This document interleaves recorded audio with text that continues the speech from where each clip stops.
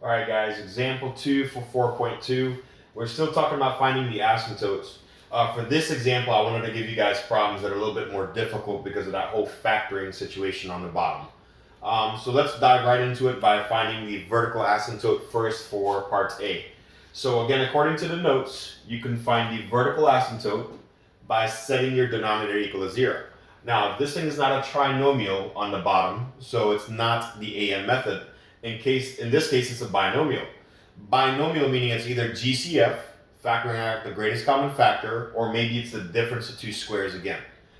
In this case, I do see a minus sign, so it might be difference of two squares. The question is, can you take the square roots of both of those numbers? The answer in this case is yes. I can go ahead and factor this by using the difference of two squares.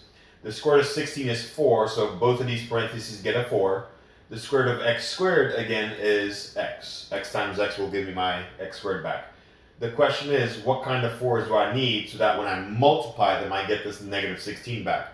So one has to be a positive and the other one has to be a negative. Or you can write the negative first and then the positive. The order doesn't matter. Now you can simply solve both of these by setting them both equal to 0. And if you solve this one, you should get negative 4 for your vertical asymptote. If you solve this one, you should get positive 4. All right, so vertical asymptotes are negative 4 and positive 4. Now for your horizontal asymptote. It says to compare the degree in top and bottom of your fraction, which basically means the highest exponent up top, highest one on the bottom. So let's compare. I only see one exponent up top, which is this 1. On the bottom, I also only see one exponent, which is 2. So the top one is what we call m. The bottom one is what we call n. So in this case, it looks like m is less than n because 1 is less than 2. So when m is less than n, it says that your horizontal asymptote is automatically y equals 0. So here all I'm going to do is write horizontal asymptote is y equals 0, and we're done. All right, so that's it for part A. Real quick before I move on to part B, just in case you have one of these on your homework assignments, let's say on the bottom you had something like this on the bottom, and they asked you to find the vertical asymptote. Well, even though this is a binomial, it's not difference of two squares because I don't see a minus sign. Plus, you can't take the square root of 12, right? In this case, it looks like it's actually GCF, which means taking out the greatest common factor. So here's what we would do for this type of problem. I noticed that 4 can go into both 4 and 12, which means I can factor out a 4. I can't take an x out of both of these two terms because the 12 doesn't have an x. So it will stay on the inside in the first spot where it was originally, okay? Whatever you factor out that they have in common, that's what you divide by. So 4 divided by 4 is this invisible 1. For the second term, 12 divided by 4, that's positive 3. If you distribute this 4, if you factored it correctly, and you distribute this 4, you should get your original term back, and you will. Now keep in mind, you have to find the vertical asymptote by setting it equal to 0.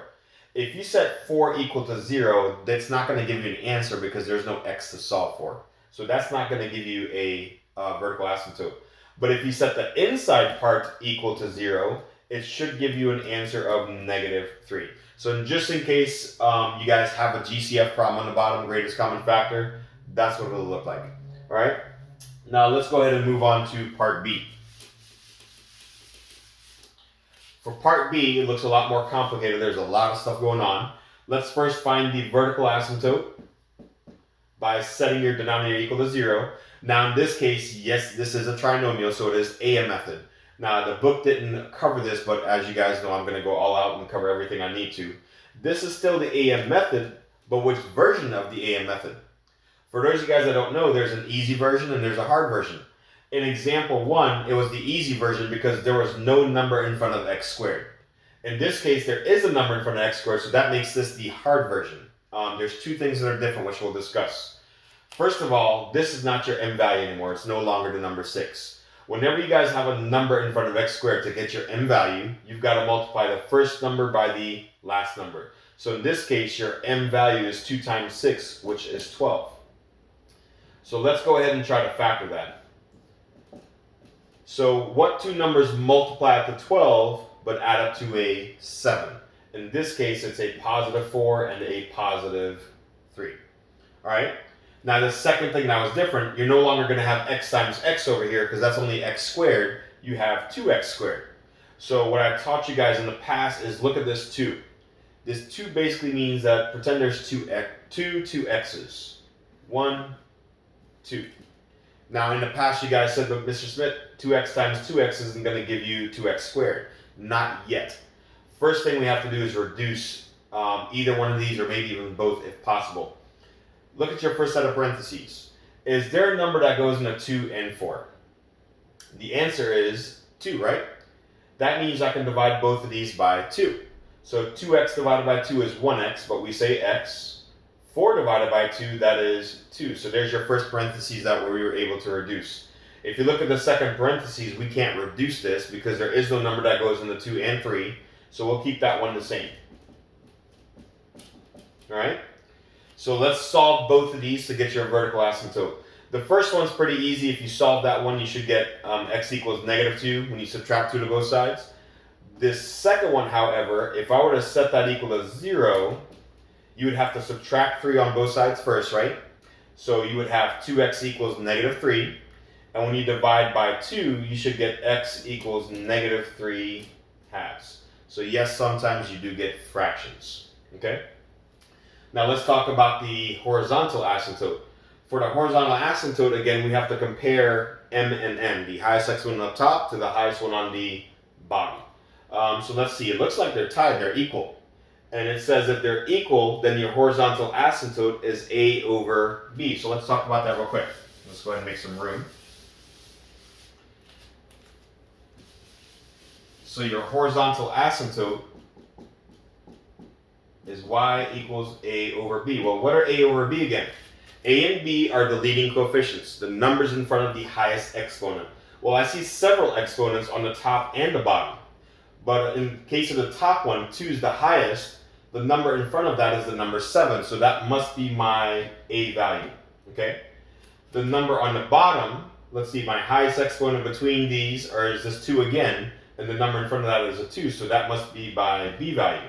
So your horizontal asymptote is the fraction 7 over 2.